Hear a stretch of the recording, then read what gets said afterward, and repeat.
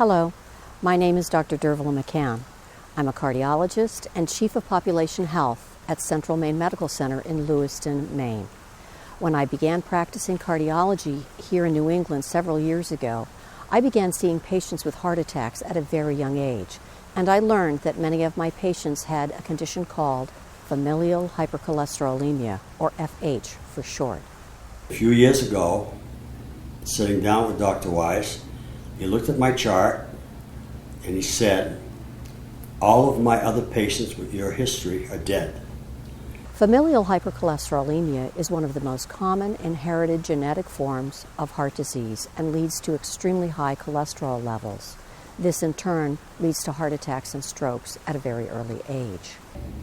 When I was 10, my cholesterol was about 350. I knew that I probably had a problem when I was younger because my dad told me that I had a problem with it, but I completely ignored it. Felt like it's not going to take me down, you know what I mean? So I was, I didn't take any meds. I didn't really go to the doctors too much until my mid-30s also. I was 34. I had a heart attack, pretty good size one. Although familial hypercholesterolemia is found in every ethnic group and in every country around the world, certain groups have this disorder at a higher frequency than others. One such group is the Franco-Americans, particularly in the New England area, who are descendants of the original founders of Quebec. We really got serious about getting the family tested when Carl had his heart attack.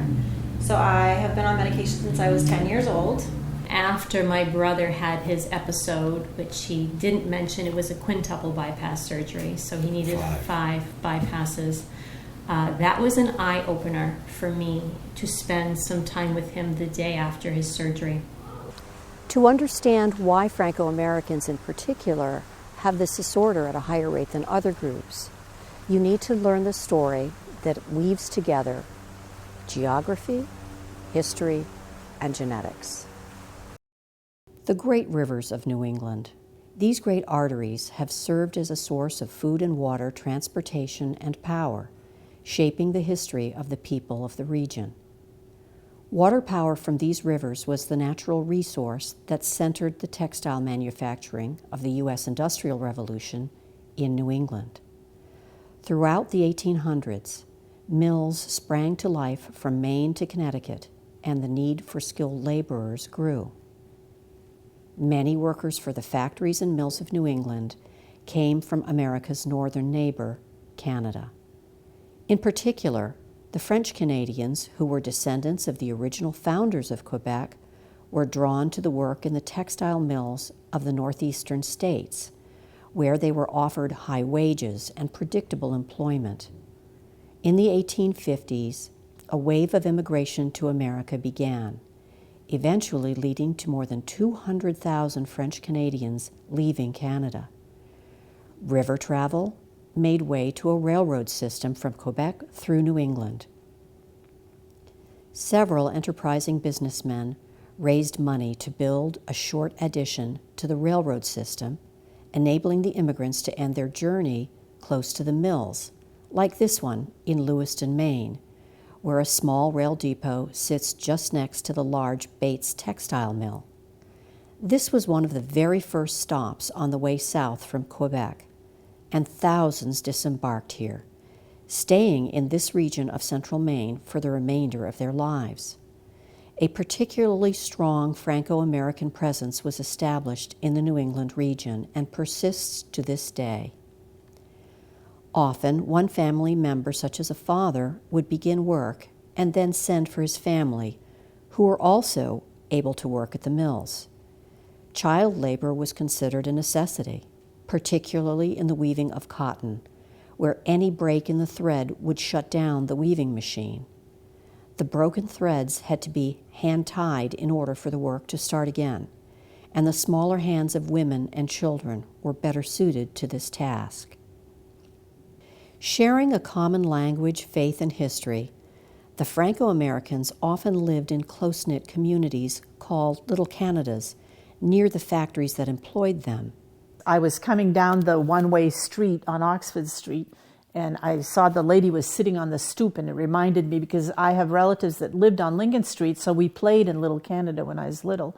And so when I was coming down the street, she recognized me, and I saw her get up, and I said, she turned around, she went, "Hey, Louise!" And I thought it was so funny. It brought so many memories because that's how they used to communicate. Louise lives on the 3rd floor, and I remember they used to talk to each other from window to window over the street. You know, "T'as-tu du sucre? J'ai besoin, je peux pas faire une tarte," you know, and, you know, so they brought the sugar over and stuff. And so it was really interesting, you know. The work was difficult, in conditions that we now recognize as unhealthy and unsafe. Though the work was hard, family and social support was strong, and large families were common, their health considered a blessing. Music and dance were woven through the leisure times of the Franco-Americans. There is a French saying, "Lose your language, lose your soul." And though the language lived on in the large Franco-American communities, speaking French came with a price. Well, of course, we went to French school only, which was St. Peter's and St. Paul's School and so on. We only started learning in school English around the 3rd grade, only one class. I have a brother. I had a brother. He's passed away now. Who's only 15 months younger than I. And in high school, the French kids had to stick together because you weren't allowed into the clubs. And in the 1950s, the Ku Klux Klan had a large membership in New England. Their activities targeted Franco-Americans who had held on to the culture that made them distinct from the English-speaking Americans. Despite hard work and prejudice, French-speaking descendants of the original founders of Quebec continued to work and live in the industrial centers and handed down their unique culture, Catholic religion, and language to their children.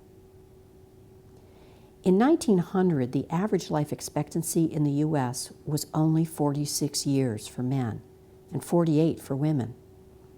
Over the next 100 years, due in large part to public health improvements and an understanding of the cause of infections, life expectancy became much longer.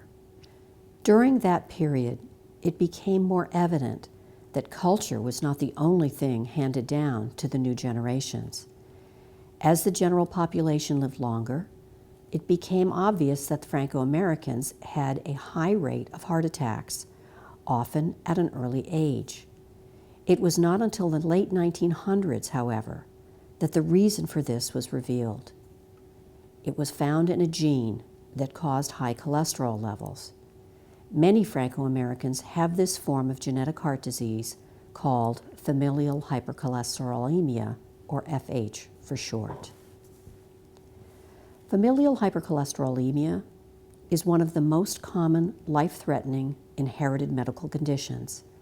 Individuals with familial hypercholesterolemia have a 20 times greater rate of heart attacks than ordinary people. Unfortunately, this disorder has been diagnosed in only 10% of the individuals who have familial hypercholesterolemia.